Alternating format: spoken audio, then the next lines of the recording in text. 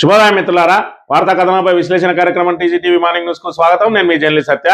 ముందుగా రాష్ట్రంలోని ప్రధాన వార్తలను కనుక పరిశీలించినట్లయితే, హైదరాబాద్ నగరాన్ని నేనే అభివృద్ధి చేసిన, మరి ఇక్కడ తెలంగాణ జల హక్కులన్నిటి కూడా నేనే రక్షణ కల్పించిన, అసలు కల్వకుర్తి, నెట్టెంపాడు, డిండి ప్రాజెక్టులన్నిటికీ నేనే ప్రాణం పోసిన అని చెప్పి బడాయిలు చెప్పుకునే మరి బడాయి బాబు ఇక్కడ 16 ప్రాజెక్టుల మీద మరి ఆయన ఫిర్యాదులు చేసిన పరిస్థితి.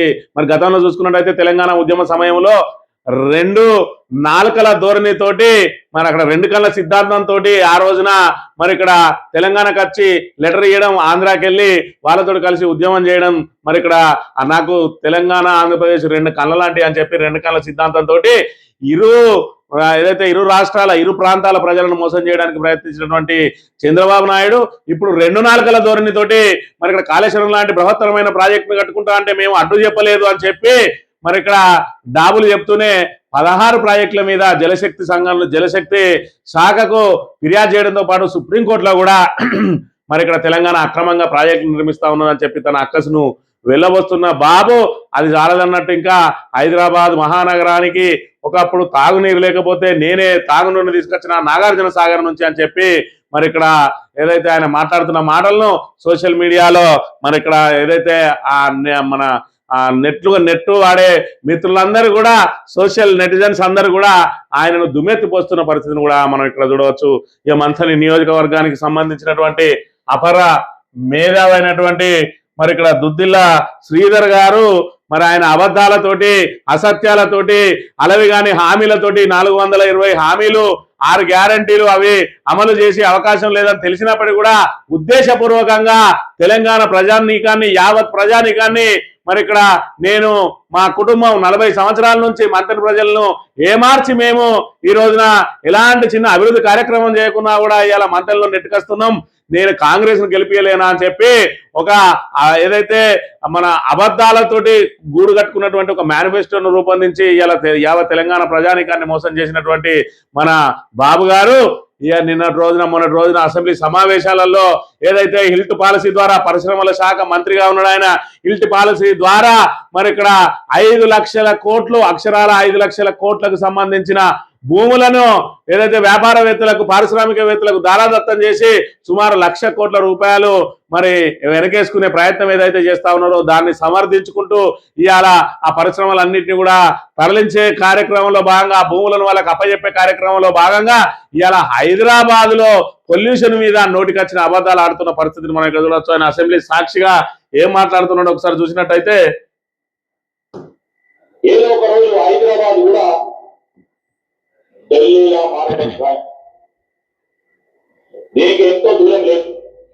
ఈరోజే మా సోదరులు ఇక్కడున్న ఎయిర్ క్వాలిటీకి సంబంధించిన అంశం విషయంలో మదన్మోహన్ రావు గారు చెప్తా ఉన్నారు. ఈ ఏక్యూకి సంబంధించి ఎందుకు మల్లకుమార్ జరుగుతున్నాయి 2 రోజులు అంటే, ఈరోజు నేను ఏక్యూ చెక్ చేస్తే దాదాపు 179, 200 వరకు పోయింది. దానివల్ల కావచ్చు చెప్తాను. చాలా మంది కూడా ఈ విధంగా ఇబ్బంది పడతా ఉన్నారు అధ్యక్ష. అంటే రియలైజ్ నౌ ఏదో ఒక రోజు సార్కు మరి ఇక్కడ ఏక్యూఐ ఎయిర్ క్వాలిటీ ఇండెక్స్ ను చెక్ చేస్తే అది 170 నుంచి 200 వరకు పోయిందట. దాని మీద ఆవేదన వ్యక్తం చేసి ఇలా ఉన్న పరిశ్రమలన్నింటినీ కూడా ఇక్కడ నుంచి తరలించితే ఆ భూములన్నింటినీ కూడా ఏదైతే వాణిజ్యవేత్తలకు వ్యాపారవేత్తలకు అంటగట్టి మరి ఇక్కడ ప్రభుత్వ ఆదాయానికి గండి కొట్టి సుమారు 5 లక్షల విలువ చేసే భూములను మరి ఇక్కడ ధరాదత్తం చేసి సుమారు 1,00,000 కోట్ల రూపాయలను పంచుకొని పందికొక్కులాగా తినడానికి ఇలా హైదరాబాద్ మీద కూడా అబండాలు వేస్తున్న పరిస్థితి. సాక్షాత్ నోటి నుంచి 170 నుంచి 200 వరకు మరి ఏక్యూఐ ఉన్నదని చెప్తా ఉన్నాడు. ఇవాళ హైదరాబాద్ లో ఉన్నటువంటి ఏక్యూఐ వివరాలు కనుక చూసుకున్నట్టయితే నిన్నటి రోజున జనవరి 7వ తేదీ రోజున తీసిన ఏక్యూఐ వివరాలు సెంట్రల్ యూనివర్సిటీ దగ్గర 110 అంటే మోడరేట్ లో ఉన్నది. మరి ఇక్కడ బొల్లారం లాంటి అత్యంత ప్రమాదకరమైనటువంటి మరి ఇక్కడ పారిశ్రామిక కేంద్రం బొల్లారంలో కూడా 138 ఉన్నది. కొంపల్లి మరి మున్సిపాలిటీ ఆఫీస్ దగ్గరలో చూసుకున్నట్టయితే 73 ఉన్నది. అదర్ స్టేషన్స్ చూసుకున్నట్టయితే యావరేజ్ గా 70 నుంచి 137 అంటే మరి యావరేజ్ తీసుకున్నట్టయితే 100 లోపే ఉన్న పరిస్థితి. అంటే 51 నుంచి 100 వరకు సాటిస్ఫాక్టరీ, 101 నుంచి 200 వరకు మోడల్ రేటు, మరి 200 AQI దాటితే మరి ఇబ్బంది ఉంటది. దీన్ని ఢిల్లీ తోటి పోల్చి ఇవాళ హైదరాబాదీలను భయపెట్టే ప్రయత్నం చేస్తా ఉన్నారు. ఇప్పటికే హైదరాబాద్ బ్రాండ్ ఇమేజ్ ను దెబ్బతీస్తున్నటువంటి మరి ఇక్కడ కాంగ్రెస్ ప్రభుత్వం ఇవాళ హైదరాబాద్ లో నివసించాలి, అందరం పోయి ఫ్యూచర్ సిటీలో ఉండాలి, అక్కడైతే ప్రశాంత వాతావరణం ఉంటుందని చెప్పి రేపటి రోజున రియల్ ఎస్టేట్ మరి బ్రోకర్ల లాగా మాట్లాడుతా ఉన్నారు వీళ్ళు అసెంబ్లీని వేదికగా చేసుకొని. అంటే హైదరాబాద్ లో కాలుష్యం పేరుకపోతా ఉన్నది, మీకు స్వచ్ఛమైన వాయువులు కావాలనుకుంటే ఫ్యూచర్ సిటీకి పోని, అక్కడ మా చుట్టుపక్కల మా మిత్రులందరూ కూడా మరి భూములు అమ్ముతా ఉన్నారు, అక్కడ ఇల్లు కట్టుకొని అన్నట్టుగా ఉన్నాయి వీళ్ళ మరి బ్రోకర్ మాటలు. అందుకే కేసీఆర్ గారు చెప్పిండ్రు ఇవాళ రియల్ ఎస్టేట్ బ్రోకర్ గా మారింది మరి ఇక్కడ కాంగ్రెస్ ప్రభుత్వం అని. మరి వీళ్ళ మాటలు చూస్తా ఉంటే అదే ఉన్నది. ఒకవైపు హైదరాబాద్ నడిబొడ్డులో ఉన్న భూములు అమ్ముకొని 1,00,000 కోట్ల రూపాయలు ఆదా చేసుకోవడానికి, మరోవైపు ప్రభుత్వ ఆదాయానికి గండి కొట్టడంతో పాటు ఇవాళ ఫ్యూచర్ సిటీ చుట్టూ ఏదైతే వాళ్ళు భూములు కొనుక్కొని పెట్టుకున్నారో ఆ ఫ్యూచర్ సిటీలోనే మీకు ఫ్యూచర్ ఉంటుందని చెప్పి దాన్ని ప్రమోట్ చేసుకుంటూ ఇవాళ రియల్ ఎస్టేట్ వ్యాపారం చేస్తా ఉన్నది. అందులో పరిశ్రమల శాఖ మంత్రిగా ఇవాళ మంత్రి శ్రీధర్ బాబు ప్రధాన పాత్ర పోషిస్తా ఉన్నాడు. అందుకే అసెంబ్లీ సాక్షిగా ఇవాళ హైదరాబాద్ లో ఉన్నటువంటి ఎయిర్ క్వాలిటీ వివరాలను ఏదైతే మరి ఇక్కడ అబద్ధాలతోటి అసత్యాలతోటి ఇవాళ ప్రజలను తప్పుదో పట్టించే ప్రయత్నం చేస్తూ అసలు హైదరాబాద్ లో నివసించడమే కష్టం అన్న చందంగా భయభ్రాంతులకు గురి చేస్తూ ఇవాళ అసెంబ్లీలో మరి ఇక్కడ ఏదైతే గౌరవప్రదమైన అసెంబ్లీ ప్రతిష్టను దిగజారుస్తా ఉన్నారు ముఖ్యమంత్రి, అదేవిధంగా ఈ మంత్రులు అనే విషయాన్ని మనం ఇక్కడ ప్రధానంగా చూడాలి. ఈ వార్తా కథనాలను కనుక పరిశీలించినట్టయితే ముందుగా నమస్తే తెలంగాణలో 16 తెలంగాణ ప్రాజెక్టులపై ఏపీ ఫిర్యాదు, ఇంకా తీరని బాబు పగ, నాడు 2 కళ్ళు నేడు 2 నాలుకలు, ఓవైపు శుద్ధులు మరోవైపు కుట్రకత్తులు, రాష్ట్ర ప్రాజెక్టుల విస్తరణపై తీవ్ర ఆక్షేపణలు, తెలంగాణ ప్రాజెక్టులను తాను ఎప్పుడూ అడ్డుకోలేదంటూ బుకాయింపులు, 2 రాష్ట్రాలు బాగుండాలని శుద్ధులు, రోజు తిరగక ముందే నాలుక మడత, తెలంగాణ సాగునీటి ప్రాజెక్టులపై పితూరీలు, నీటి వినియోగంపై సుప్రీంకోర్టులోనూ అక్కసు, ఇష్టారాజ్యంగా ప్రాజెక్టులంటూ వాదనలు, కేఆర్ఎంబీ ఫిర్యాదుతో ఏపీ లేఖల గుట్టు రట్టు, బాబు తొండి ఏ వారం మరోసారి తేడుతెల్లమని చెప్పి మరి ఇక్కడ ఆయన ఏం చెప్తాడు ఉంటాడు, రాష్ట్ర విభజన తర్వాత తెలంగాణ కాళేశ్వరం కడితే నేను ఎప్పుడు అభ్యంతరం చెప్పలేదు, గోదావరిలో పుష్కలంగా నీళ్లున్నాయి కాబట్టి అభ్యంతరం చెప్పలేదు, మీరు కూడా పోలవరానికి అభ్యంతరం చెప్పొద్దు అని చెప్పి ఈయన వేదికల మీద మాట్లాడతాడు. ఈయన చేసే పనులు ఏమున్నాయంటే తెలంగాణ ప్రభుత్వం 16 ప్రాజెక్టుల సామర్థ్యాన్ని విస్తరిస్తున్నది, ఇంటెక్ పాయింట్లు మార్చిన, అలైన్మెంట్ మార్పులున్న, కమాండ్ ఏరియా నిల్వ సామర్థ్యాలను పెంచిన, అవి కొత్త ప్రాజెక్టులుగానే చూడాల్సి ఉంటుంది, వీటిపై తక్షణం చర్యలు తీసుకోవాలని మరి ఇక్కడ గత సంవత్సరం ఏదైతే 2025 మొన్ననే డిసెంబర్ 16న కేంద్ర జలశక్తి శాఖకు మరి ఇక్కడ లేఖ రాసిండు. అదేవిధంగా తెలంగాణ ప్రభుత్వం అనేక ప్రాజెక్టులు నిర్మిస్తున్నది, ఆ రాష్ట్రమే గోదావరి జలాలను ఇష్టానుసారంగా వినియోగిస్తున్నది, మేము కేవలం నల్లమల సాగర్ DPR తయారు చేస్తే తెలంగాణకు నష్టం ఏమిటి, ఏపీ భూభాగంలో చేపట్టే నిర్మాణాలపై తెలంగాణ అభ్యంతరం చెప్పడానికి ఉన్న సాధికారిత ఏమిటని చెప్పి ఈయన మాట్లాడతాడు. దానికంటే ముందు జనవరి 5న మాట్లాడిండు, డిసెంబర్ 16నేమో ఫిర్యాదులు చేస్తాడు మన ప్రాజెక్టుల మీద, ఆయన ప్రాజెక్టుల మీద మాత్రం మనం మాట్లాడద్దంటాడు. మరోవైపు చూసుకున్నట్టయితే తెలంగాణకు సంబంధించిన ప్రాజెక్టులు మరి ఇక్కడ కల్వకుర్తి, నెట్టంపాడు, డిండి ప్రాజెక్టులు అన్నిటి కూడా నేనే మరి శంకుస్థాపనలు చేసిన, ఇలా దేవాలయాలను పూర్తి చేసిన ఘనత నాదే అని అంటాడు. మరి ఇక్కడ మీ ప్రాజెక్టుల మీద ఎన్నడూ నేను మరి ఇక్కడ ఒక్క రోజు కూడా ఆక్షేపణ చెప్పలే అంటాడు. కానీ ఫిర్యాదులు మాత్రం బరాబరి మరి డోర్ ఏదైతే బ్యాక్ డోర్ నుంచి చేస్తూనే ఉంటాడు. ఇంతకు ముందు 2 కళ్ళ సిద్ధాంతం ఉండే, ఇవాళ 2 నాలుకలతోటి ఒకవైపు ఇక్కడ తెలంగాణ జల హక్కులను దోపిడీ చేసిపోతా ఉంటే మరి ఇక్కడ రేవంత్ రెడ్డి సర్కారు నిమ్మకు నీరెత్తనట్టు కమిటీల పేరుతోటి వాళ్లకు దాసోహమై ఇవాళ నల్లమల సాగర్ దానికి ఏదైతే ప్రాజెక్ట్ ఉన్నదో పోలవరం నల్లమల్ల సాగర్ లింకుకు ఇవాళ గ్రీన్ సిగ్నల్ ఇవ్వడానికి రేవంత్ రెడ్డి వేసిన కమిటీ కారణం కాదా? బనకచెర్ల ప్రాజెక్టు ప్రారంభిస్తా ఉంటే ఒక్కరు నోరు మదుపలేదు. బీఆర్ఎస్ఏ ఇవాళ మళ్ళీ ఏదైతే తెలంగాణ జలహక్కుల కోసం పోరాడాల్సిన పరిస్థితి ఏర్పడ్డది.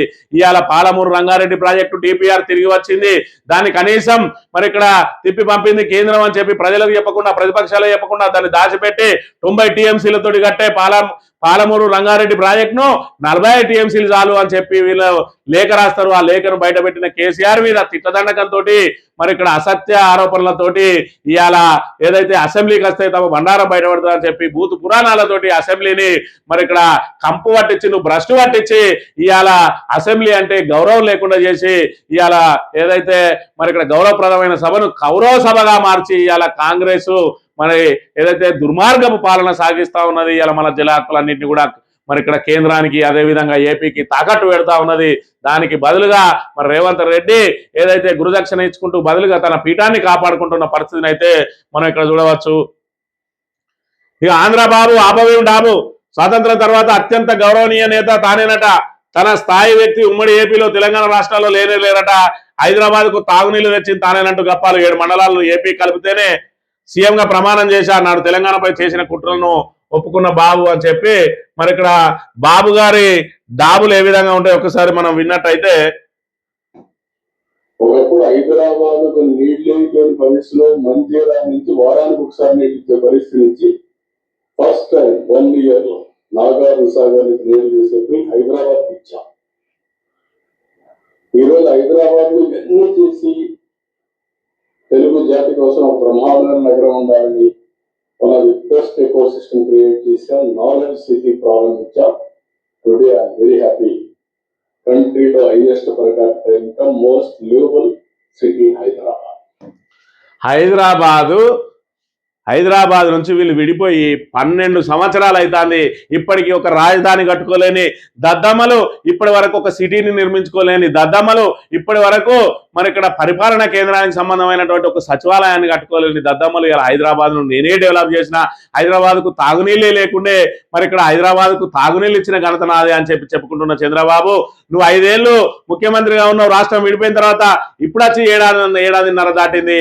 ఈ 6.5 సంవత్సరాలల్లో కనీసం జగన్ పరిపాలించినటువంటి 5 సంవత్సరాలను పక్కన పెట్టినప్పటికీ, ఎందుకంటే జగన్ 3 రాజధానుల ఏర్పాటు పేరుతోటి మరి 3 నగరాలను డెవలప్ చేయాలని చెప్పి ఏదైతే ప్రయత్నం చేసిందో, మరి మీరైతే అమరావతిని డెవలప్ చేస్తా అన్నారు. 5 ఏళ్లలో అమరావతిలో కనీసం ఒక సచివాలయాన్ని కూడా కట్టలేక సినిమా సెట్టింగ్లు వేసి, రాజమౌళి బాహుబలి సెట్టింగ్లు వేసి ఇవాళ సింగపూర్ కంపెనీలను తీసుకొని వచ్చి సింగపూర్ లాగా చేస్తా అని చెప్పి ఏదైతే మరి డాబులు మెరిపించిందో, ఇవాళ హైదరాబాద్ ను ఇంత డెవలప్ చేసి 1 సంవత్సరంలో అందరికి తాగునీరు ఇచ్చిన మరి ఏదైతే మహా మేధావి ఇవాళ ఎందుకు నువ్వు కనీసం ఒక సచివాలయాన్ని కూడా కట్టుకోలేదు 6.5 సంవత్సరాల నుంచి అని చెప్పి నిన్ను తెలుగు ప్రజలే మరి ఇక్కడ చీల్చి చెండాడుతా ఉన్నారు. నీ ఆంధ్రప్రదేశ్ ప్రజలే ఇప్పటికి కూడా ఇంకా హైదరాబాద్ మీద ఏడుస్తూ హైదరాబాద్ మహానగరాన్ని ఏ ఒక్కరూ డెవలప్ చేయలేదు. కేసీఆర్ గారు కుండ బదలు కొట్టినట్టు చెప్పిండు.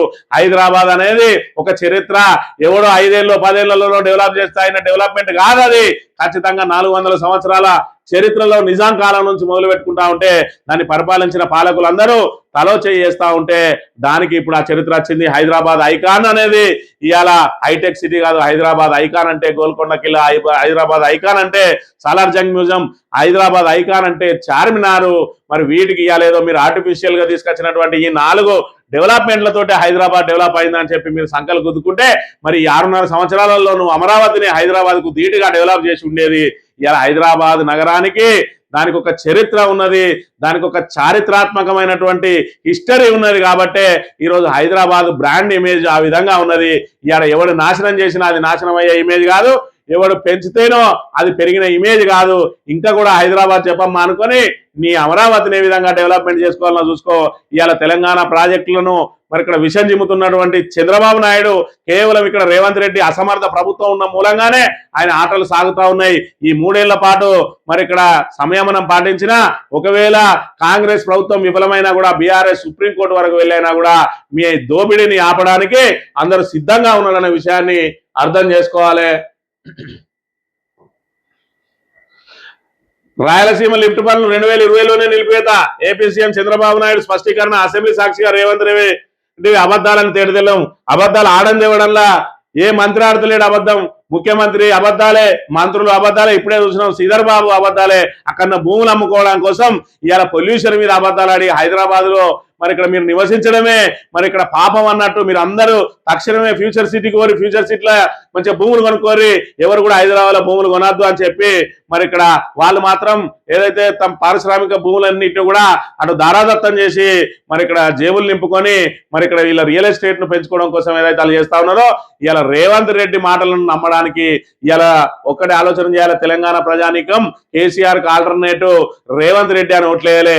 ఏదైతే 10 సంవత్సరాల పాటు మరి ఇక్కడ తెలంగాణలో పరిపాలన సాగించిందో బీఆర్ఎస్, పారదర్శక పాలన సాగిస్తే గింతేనా అనే కాడికి వచ్చింది. వాళ్ళు వస్తే ఇంకేమి ఇస్తున్నారో అనే కాడికి వచ్చింది. ఇలా రేవంత్ రెడ్డి లాంటి అసమర్థుడు ముఖ్యమంత్రి అయితే పరిస్థితి ఇట్లా ఉంటుందని చెప్పి ఏ ఒక్క నిమిషం ఆలోచించినా కూడా కాంగ్రెస్ కు ఓటేసే వాళ్ళు కాదు తెలంగాణ ప్రజానికం. ఇవాళ తెలిసిపోయింది ఏదైతే బీఆర్ఎస్ గొప్పతనం ఏంది, కేసీఆర్ గొప్పతనం ఏంది అనేది. కాంగ్రెస్ ఏ విధంగా మరి ఇక్కడ ప్రజలందరినీ నట్టేట ముంచుతా ఉన్నది. ఇవాళ రైతులు యూరియా కోసం రోడ్ల మీద పడిగాపులు కాస్తా ఉన్నారు. చలిని కూడా లెక్క చేయకుండా అర్ధరాత్రుల వరకు మరి అక్కడ తెల్లవారుజాము వరకు కూడా అక్కడ చలిమంటలు వేసుకొని ఇలా రోడ్ల మీద పడిగాపులు కాస్తా ఉన్నారు ఒక్క యూరియా బస్తా కోసం. అలాంటి దుస్థితిని తీసుకొని వచ్చింది ఇలా కాంగ్రెస్ ప్రభుత్వం అనే విషయాన్ని మనం ఇక్కడ గమనించాలి. ముగ్గురు మోసగాళ్ళు 30% కమిషన్లు. ఖమ్మం జిల్లాకు ముగ్గురు మంత్రులు చేసింది సున్నా. రైతులకు కనీసం యూరియా బస్తా కూడా ఇవ్వలేం. వచ్చే ఎన్నికల్లో ఖమ్మంలో 7-8 స్థానాలు గెలుస్తాం. మరింత ఐక్యంగా పనిచేస్తే 10కి 10 గెలుచుకుంటాం. రాహుల్కు 6,000 కోట్లు ఇవ్వకుంటే రేవంత్ పోస్ట్ గ్యారంటీ కార్డు ఎక్కడ భద్రపరచుకోవాలో బట్టి చెప్పాలి. ఖమ్మం సభలో బీఆర్ఎస్ వర్కింగ్ ప్రెసిడెంట్ కేటీఆర్.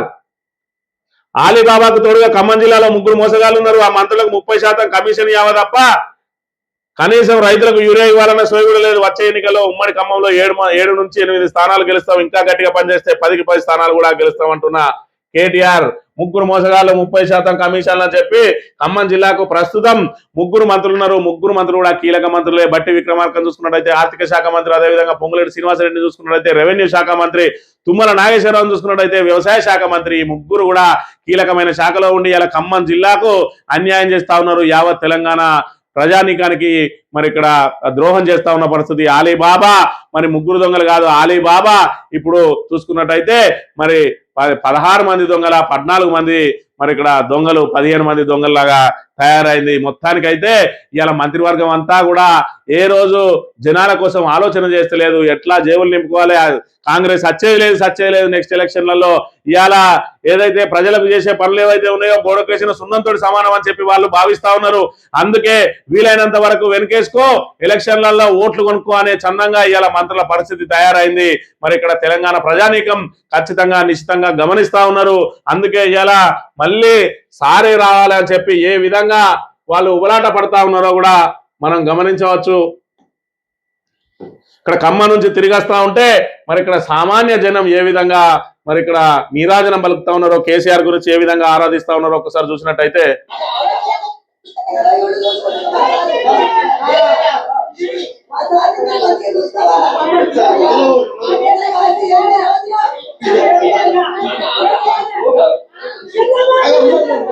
మా సార్ను మంచిగా చూసుకోవాలి అని చెప్పి, కేసీఆర్ ను మంచిగా చూసుకోండి అని చెప్పి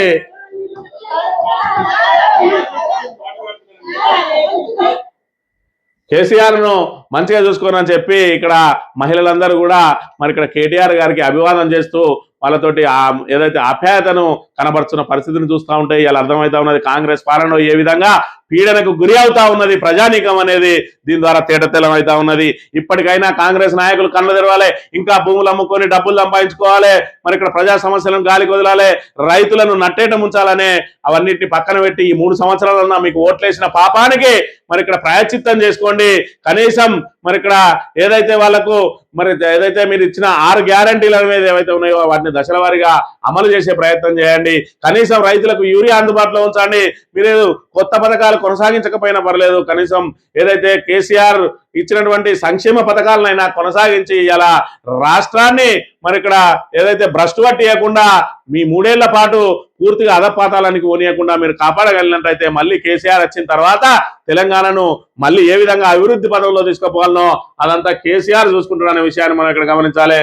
ఇక పొంగులేటిపై సురేఖ సీతక్క గుస్సా, ఆయన అతిజోక్యంపై ఆ 2 మంత్రుల అసంతృప్తి. ఉమ్మడి వరంగల్ అభివృద్ధిపై పొంగులేటి సమీక్ష కుటుంబ ఎంపీ బలరాం, మరో 2 ఎమ్మెల్యేలు కూడా గైర్హాజరు. ఇలా చూసుకున్నట్టయితే ఉమ్మడి వరంగల్ జిల్లాలో 2 మంత్రులు ఉండగా పొంగులేటి శ్రీనివాసరెడ్డికి ఇన్ఛార్జి మంత్రి ఇచ్చిండ్రు. మరి ఇక్కడ ఈ 2 మంత్రులు కూడా ఆయన మీద కోపంగానే ఉన్నారట. ఎందుకనంటే వీళ్ళ ముగ్గురు మధ్యలో తెచ్చిన తంట ఏంటంటే మేడారం జాతర పనులు ఏదైతే తూతూ మంత్రంగా చేసి 200 కోట్లు అంటే సగానికి సగం మింగే అవకాశం ఉంటాయి. కాబట్టి ఆ టెండర్ల కోసం ముగ్గురు కొట్లాడుకుంటే మరి ఇక్కడ ఇన్ఛార్జి మంత్రిగా మరి ఆయన వైపే మరి ఇక్కడ ఏదైతే ఆయన బలమే నెగ్గింది. దాంతో మరి వీళ్ళిద్దరు కూడా గుస్సాగా ఉన్నారట. అసలు వరంగల్ జిల్లాలో నీ జోక్యం ఏంది, మేమిద్దరం ఉన్నాగా అని చెప్పి వాళ్ళు ఇప్పటికే బహిరంగంగా కూడా తమ అక్కసును వెలగక్కిన పరిస్థితి. చివరికి మరి ఇక్కడ వాళ్ళ కోపాన్ని అంతా ప్రదర్శిస్తూ సమీక్ష సమావేశానికి కూడా హాజరు కాకుండా గైరాజరైండ్రు అని అంటే కాంగ్రెస్ మధ్య ఏ విధంగా పంపకాలకు దోపిడీకి ఏ విధంగా పోటీలు పడతా ఉన్నారో కూడా మనం ఇక్కడ అర్థం చేసుకోవచ్చు. మనో జోలికి వస్తే ఖబర్దార్, వర్సిటీ భూముల్ని ముట్టుకుంటే సైన్ చేయలేదు రేవంత్ సర్కార్ పై గలమెత్తిన విద్యార్థులు. హెచ్యు తరహాలో క్యాంపస్ లో ఆందోళన, ల్యాండ్ చోరీ నహీ చలేగా అంటూ నినాదాలు, షోకాజ్ నోటీస్ వెనక్కి తీసుకోవాలంటూ డిమాండ్.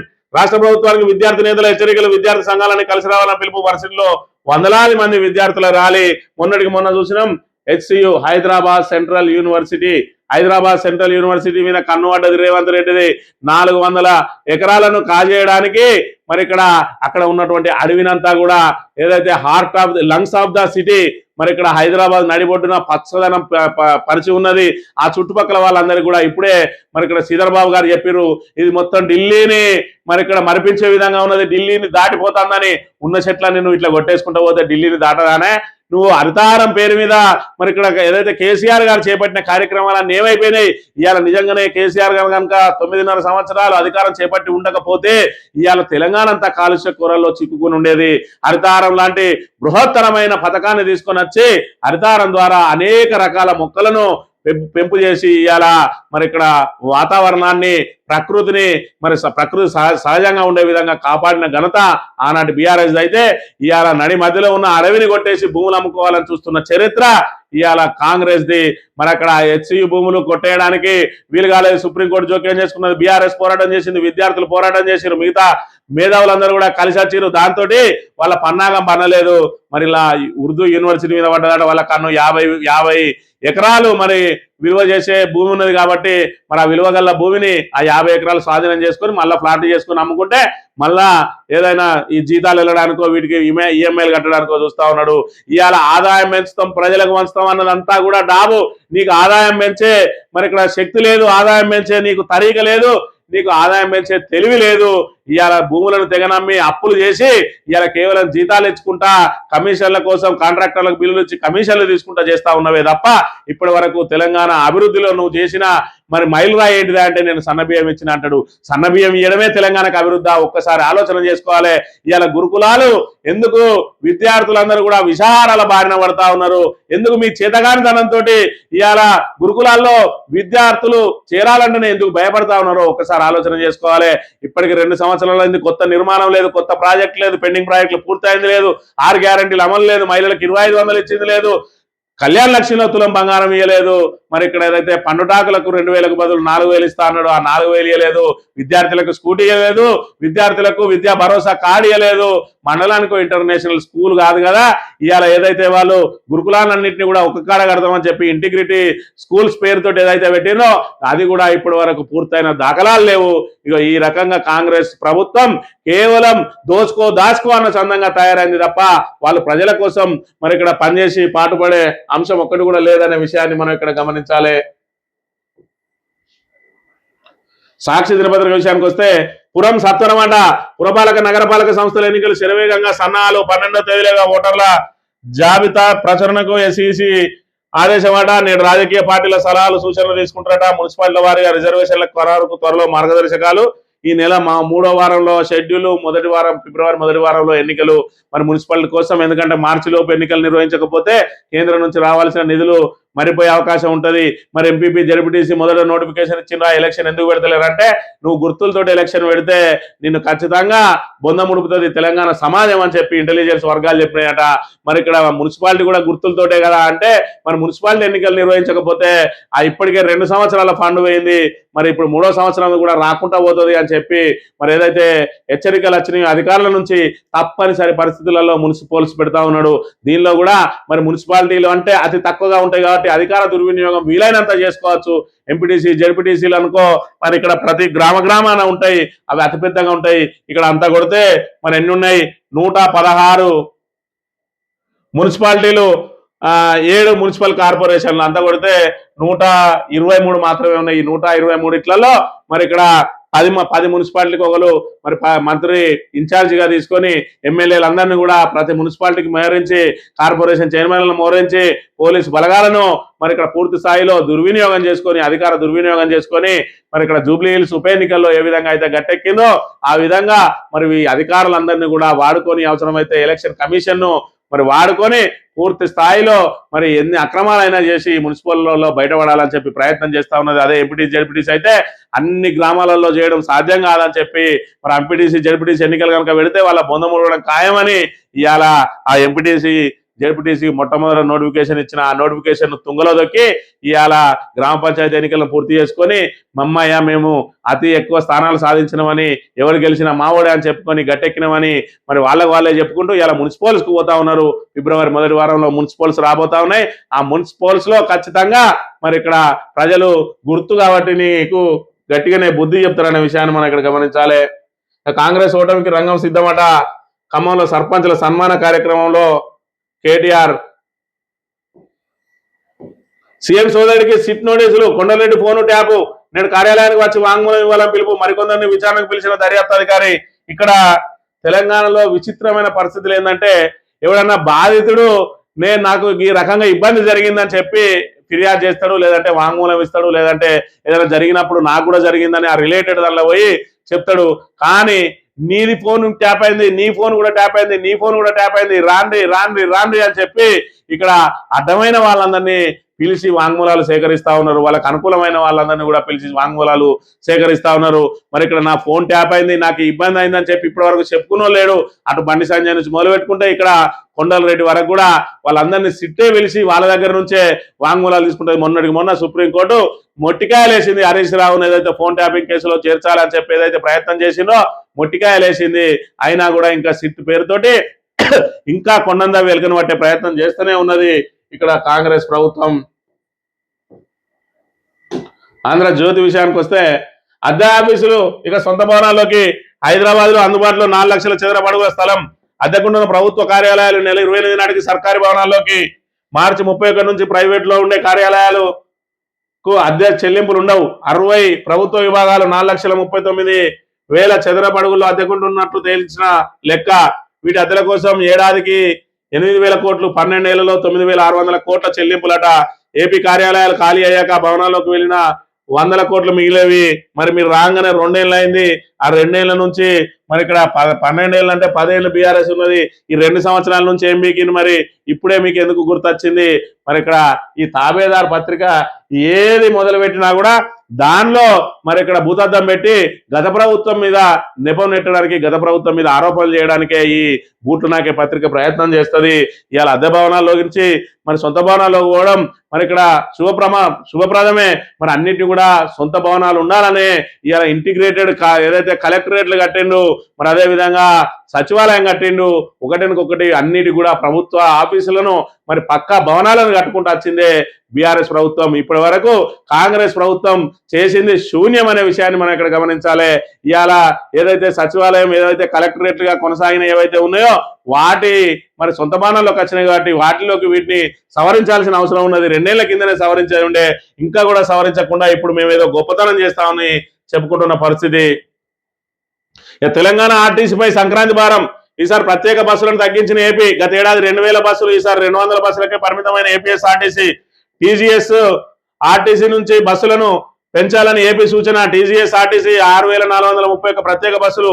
పండుగ రద్దీని సొమ్ము చేసుకుంటున్న ప్రైవేట్ ట్రావెల్స్ యాజమాన్యాలు టికెట్ ధరలు 3 నుంచి 4% పెంచి వసూలు 3 నుంచి 4% పెంచిండ్రు. ఏది మరి ప్రైవేట్ వాళ్ళు మరి ఇక్కడ గవర్నమెంట్ కూడా పెంచుతా ఉన్నది. ఇలా చూసుకున్నట్టయితే ఆంధ్రాకు వెళ్ళే ఏవైతే టోల్ గేట్లు ఉన్నాయో అవన్నిటికీ ఫ్రీ అట, మేమే డబ్బులు కడతామని చెప్పి మన కోమటిరెడ్డి వెంకటరెడ్డి గారు నీళ్లలో నీళ్లు కలిపే మంత్రి మరి వాళ్ళకు లేఖ రాసిన కేంద్రానికి. ఇవాళ మన దసరా సెలవులకు మన టోల్ గేట్లు ఉన్నాయి, మనకు సంక్రాంతికి మన వైపు టోల్ గేట్లకు మరి ఇక్కడ ఫ్రీ ఉండదు. కానీ ఆంధ్రాకు వెళ్ళే విజయవాడ రహదారి మీద టోల్ గేట్లకు మాత్రం ఫ్రీ ఇస్తారు. తెలంగాణ ప్రాంత బిడ్డల కోసం ప్రత్యేక బస్సులు ఎత్తారు. వాళ్ళ ప్రత్యేక బస్సులలో మరి ఇక్కడ మహిళలకు ఏదైతే ఫ్రీ బస్సు ఉండదు. ఓన్లీ మళ్ళీ వాళ్ళు ఫ్రీ బస్సు ఎక్కాలంటే ఒక్కటే బస్సు, ఏదైతే 20 బస్సులకు వచ్చే ఒక్క బస్సే అందులో ఎక్కి రావాలి. ఇలా మాత్రం 3 నుంచి 4 గంటలు పెంచుతారు. పెంచి తెలంగాణ ప్రజల జేబులను దోపిడీ చేస్తారు. ఆంధ్ర వాళ్ళకు మాత్రం టోల్ గేట్లలో కూడా ఫ్రీగా ఇస్తూ ఇవాళ హైదరాబాద్ లో నుంచి ఆంధ్ర వాళ్ళ ఓట్లను కాపాడుకోవడానికి ప్రయత్నం చేస్తా ఉన్న పరిస్థితిని మనం ఇక్కడ చూడవచ్చు.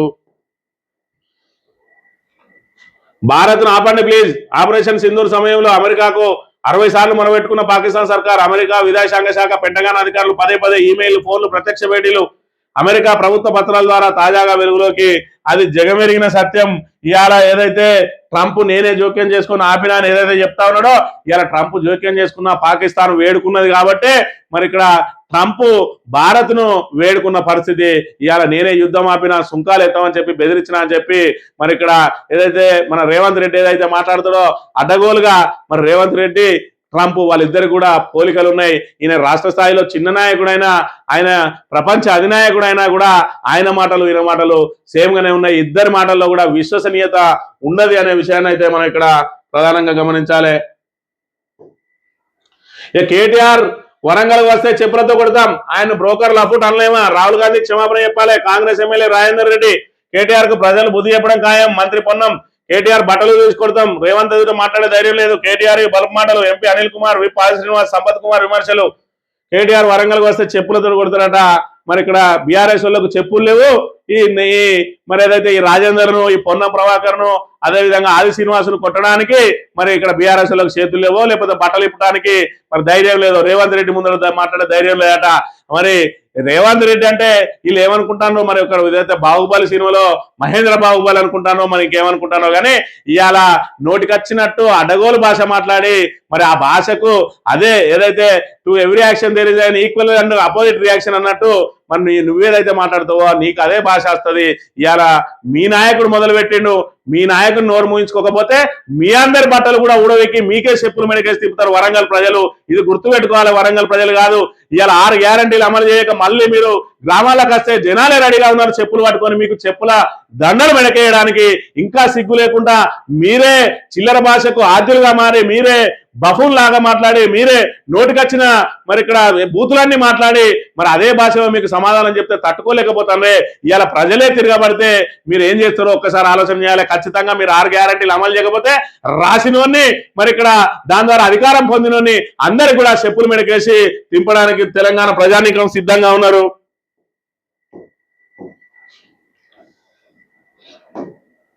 ఈనాడు దినపత్రిక విషయానికి వస్తే ఉత్తర అట్లాంటిక్ ఉద్రిక్తమంట. రష్యా నౌకను సీజ్ చేసిన అమెరికా, సహకరించిన బ్రిటన్, మరో నౌక స్వాధీనం.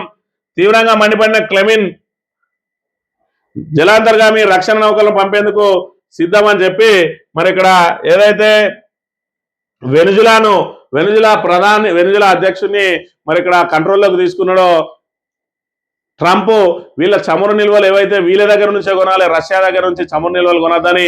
మరి అదేవిధంగా ఏదైతే వెనుజులా నుంచి ఇటు రష్యాకు పోయే మరి ఇక్కడ చమురు ట్యాంకులన్నింటినీ ట్యాంక్ నౌకను కూడా స్వాధీనం చేసుకున్నట. మరి దీంతో ఉద్రిక్తతలు మరి పెరుగుతా ఉన్నాయి.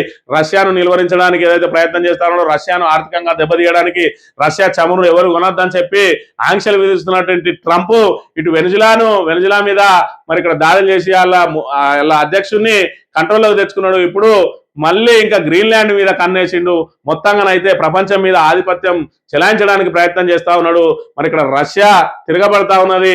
మరి ఇక్కడ రష్యాకు తోడు మరికొన్ని దేశాలు మరి ఇక్కడ ఏదైతే వాళ్లకు జత అయినట్టయితే ఖచ్చితంగా 3వ ప్రపంచ యుద్ధం వచ్చినా కూడా మరి ఇక్కడ ఆశ్చర్యం లేదు అనే విషయాన్ని మనం ఇక్కడ గమనించాలి. ఇక ట్రిబ్యునల్లో తేలాలి, ప్రాజెక్టులు అప్పగించాలి. అప్పటి వరకు టెలిమెట్రీలో ఏర్పాటు కుదరదు. 2 రాష్ట్రాలకు స్పష్టం చేసిన కృష్ణా బోర్డు. తెలంగాణ ఇచ్చిన నిధులు బోర్డు నిర్వహణకు జమాట. జలాల పంపిణీపై బ్రిజేష్ కుమార్ ట్రిబ్యునల్ విచారణ పూర్తయి నీటి కేటాయింపులు తేలి ప్రాజెక్టులకు బోర్డులు అప్పగించిన తర్వాత కానీ పరివాహకంలో ప్రవాహాలను లెక్కించేందుకు టెలిమెట్రీ పరికరాల ఏర్పాటు కుదరదని కృష్ణా నది యాజమాన్య బోర్డు స్పష్టం చేసింది. కీలకమైన ఈ 2 అంశాలపై న్యాయ విచారణ కొనసాగుతున్నందున నిర్ణయం తీసుకోలేదని తెలిపింది. మరి ఇన్ని రోజులు రేవంత్ రెడ్డి చెప్పింది అబద్ధమేనా?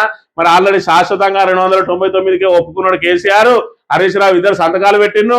ఇక మనకు అన్యాయం చేసిందే మరి కేసీఆర్ అని ఇప్పటికి నోటికొచ్చిన మాటలు ఏదైతే మాట్లాడిండో, ఏదైతే రాయలసీమ లిఫ్ట్ ఇరిగేషన్ నేనే ఆపినా, చంద్రబాబు శివరావు చెప్తే నా మీద గౌరవంతో ఆపిండని చెప్పి ఏదైతే చెప్పిండో అదెంత అబద్ధమో. ఇవాళ మరి ఇక్కడ ఏదైతే కృష్ణా జలాల్లో 299 టీఎంసీలు కావాలని కేసీఆర్ సంతకం పెట్టిండు, పర్మనెంట్ గా మనకు ద్రోహం చేసిండు అనేది కూడా అంతే అబద్ధం. ఏదైతే రేవంత్ రెడ్డి నోటికి ఏదొస్తుంది, ఎందుకంటే విశ్వసనీయత లేని వ్యక్తులు మరి ఇక్కడ అదే విధంగా మాట్లాడతారు. వాళ్ళ మాటకు విలువ ఉండదు. మరి ఇక్కడ వాళ్ళు మరి దీర్ఘకాలం కొనసాగే వ్యక్తులు కాదు. ఎందుకంటే వాళ్ళ ఒక పార్టీకి పెద్దలు కాదు. వాళ్ళను ఏదైతే అవసరమందని తీసుకొచ్చి ముందర పెట్టిందో అవసరం తీరంగానే వాళ్ళు కరివేపాకులుగా మారబోతారు. రేపటి రోజున రేవంత్ రెడ్డి నాయకత్వంలో కాంగ్రెస్ పార్టీ ఎన్నికలకు పోతుంది అని చెప్పి మరి ఇక్కడ ఎవరు కూడా విశ్వసించడం లేదు. అలాంటి వ్యక్తిని ముందర పెట్టి ఇవాళ మళ్ళీ ఎన్నికలకు పోతే కాంగ్రెస్ పతనం తప్పది. మరి ఇప్పుడెందుకు భరిస్తా ఉన్నారు అని అంటే, ఇప్పుడు భరించకపోతే కాంగ్రెస్ ను మరి ఇక్కడ కూల్చడానికి ఆయన ఆల్రెడీ బ్లాక్ మెయిల్ కు పాల్పడతా ఉన్నాడు. ఆయన చేతిలో ఉన్న ఎమ్మెల్యేలతోటి బీజేపీ సహకారంతో మరి ఇక్కడ కాంగ్రెస్ ను కూల్చడానికి సిద్ధంగా ఉన్నాడు. కాబట్టి మరి టెక్నికల్ గానైనా కాంగ్రెస్ తమ చేతిలో ఉంటుంది. అదే విధంగా జాతీయ స్థాయిలో కాంగ్రెస్ ఖర్చుల కోసం మరి ఇదే రేవంత్ రెడ్డి ద్వారా ఎంతో కొంత సమకూర్చుకునే అవకాశం ఉన్నది. కాబట్టి ఇప్పుడు మరి ఇరుపక్షాలు కూడా ఒక అంగీకారానికి వచ్చినాయి. ఏదైతే మరి ఇక్కడ వాళ్ళకు మనస్ఫూర్తిగా లేకున్నప్పటికీ కూడా తప్పనిసరి పరిస్థితులలో అంగీకారానికి వచ్చిన పరిస్థితి ఇవాళ నెలకొని ఉన్నది. దానిలో భాగంగా రేవంత్ రెడ్డి నోటికి వచ్చినట్టు మాట్లాడినా కూడా దాని ద్వారా కాంగ్రెస్ కు తీవ్ర నష్టం జరుగుతుందని తెలిసినా కూడా నోరు మెదపలేని స్థితిలో జాతీయ కాంగ్రెస్ ఉన్నది. ఇక్కడ పోనీ ఇక్కడ మేధావులు, కాంగ్రెస్ మేధావులు సీనియర్లన్నా మాట్లాడతారా అంటే, నాకెందుకు వచ్చింది, నా జేబులు నింపితే చాలు, నా శాఖ మీద ఆయన జోక్యం చేసుకుంటలేడు, నాది నేను సంపాదించుకుంటా అని చెప్పి ఎక్కడికక్కడ సీనియర్ మంత్రులు ఎవరు వాళ్ళు వెనకేసుకుంటా ఉన్నారు తప్ప కాంగ్రెస్ పార్టీ భవిష్యత్ ఏందని కానీ, తెలంగాణ ప్రజానీకాల ప్రజా సమస్యల పరిష్కారం ఎట్లా అని కానీ ఆలోచించే నాయకుడే లేడు ప్రస్తుతం మరి ఇక్కడ కాంగ్రెస్ లో అనే విషయాన్ని గమనించి తెలంగాణ ప్రజానికమే తిరగబడాలి. ఓటు ద్వారా వాళ్ళకు బుద్ధి చెప్పాలి. ఓటు ద్వారానే ప్రజాస్వామ్య యుతంగానే మన హక్కులను కాపాడుకోవాలి.